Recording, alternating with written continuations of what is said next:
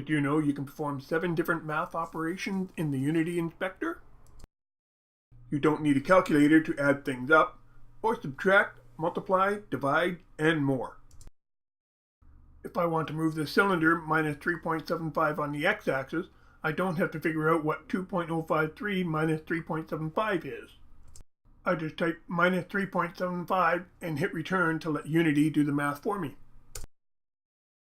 If you can subtract, that also means you can add. Along with addition and subtraction, you can also use multiplication and division. Using the percent sign will give you the remainder of a number. You can copy and paste the number to multiply it by itself, or you can use exponents. For exponents, use the caret key, which is Shift-6 on your keyboard. To get the square of a number, we type caret 2 after it.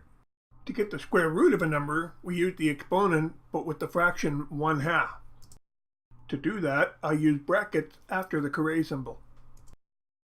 If you want the cube of a number, then you would use a 3 after the caret symbol. It's the same principle if you want the cube root of a number. You use the exponent with the value of 1/3. Math also works on scripts in the inspector.